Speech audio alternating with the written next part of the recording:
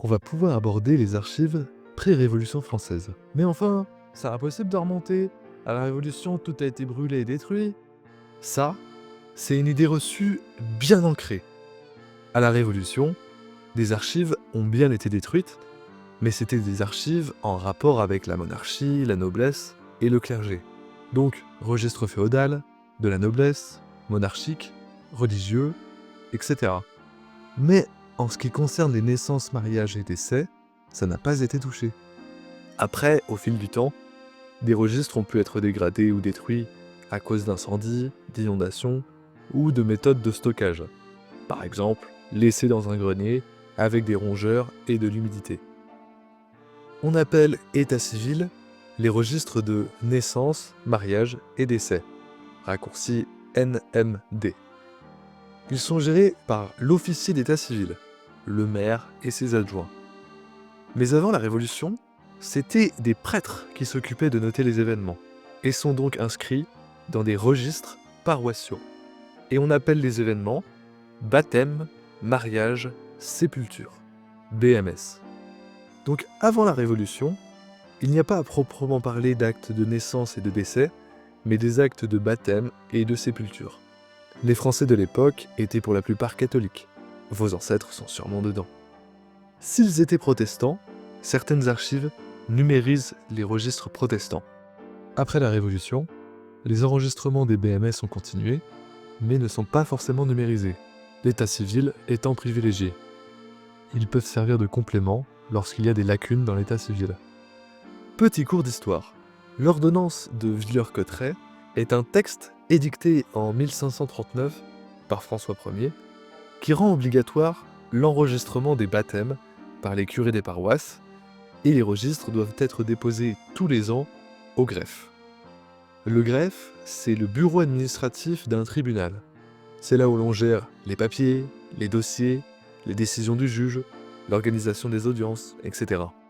Puis, l'ordonnance de Blois en 1579 fait la même chose avec les mariages et sépultures. Enfin, l'ordonnance de Saint-Germain-en-Laye en 1667 par Louis XIV oblige la tenue des registres en double exemplaire pour éviter des lacunes. À la Révolution, en 1792, la tenue des registres est retirée au curé et remise au maire dans le cadre de l'état civil. Les registres paroissiaux partent dans les communes et ceux du greffe partent aux archives départementales. Aujourd'hui, les registres d'état civil sont toujours en double exemplaire. L'un reste en mairie, l'autre est envoyé au greffe, qui est par la suite transmis aux archives départementales. Donc théoriquement, on pourrait remonter jusqu'à l'époque de François Ier. C'est plus compliqué que ça. Ça dépend des communes. L'élément clé, c'est vraiment ça dépend des communes. Dans certaines communes, les registres ont été commencés avant, sont encore plus vieux. Et pour d'autres, on pourra même pas dépasser 1700. Parfois, on aura des trous, des années lacunaires, manquantes dans les registres des deux collections. Donc vous pourrez remonter plus haut certaines branches, et d'autres vous serez bloqués. Mais pensez bien à vérifier les deux collections si elles sont numérisées. Bref, revenons-en à nos moutons. Ou plutôt, revenons-en à nos ouailles. Vous avez compris? Les ouailles, ce sont les fidèles sous la direction du prêtre. Ça vient du latin qui veut dire brebis. Brebis, mouton. Revenons-en à nos ouailles. Pour les registres paroissiaux, contrairement à l'état civil, il y a assez rarement de table annuelle ou décennale, ni de table alphabétique en fin de registre. On va y aller crescendo. Les registres en 1900 ressemblent à ça. Des actes imprimés, délimités, calligraphiés, tout ce qu'on veut.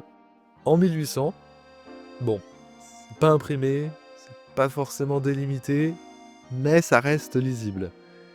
Mais en 1750, préparez-vous psychologiquement, c'est souvent un fourre-tout très moche. Les baptêmes, mariages et sépultures sont mélangés, écrits chronologiquement. Les actes se marchent dessus. Là, par exemple, il y a 4 baptêmes. En plus, sur certains registres, les pages sont si fines qu'on voit à travers. Vous connaissez la paléographie? Ça vient de paléios, ancien, et graphia, écriture. c'est l'étude des écritures manuscrites anciennes. Et là, on est en plein dedans, quoi. Les BMS peuvent être soit une horreur, soit un plaisir. Et si la qualité de numérisation laisse à désirer, ça vous aidera pas non plus. Tout dépend aussi du prêtre qui tient le registre. Et dans certaines régions, les actes sont écrits en latin. Le nom des personnes concernées par l'acte peut être écrit dans la marge, ou pas du tout. Le nom des mois après août peut être écrit comme ça. Alors, ça se prononce pas 7 breu ou 8 breu, ce sont les diminutifs pour septembre, octobre, novembre et X en romain 10, décembre. Et dans la prochaine vidéo, je vous expliquerai ce qu'on trouve dans un acte de baptême.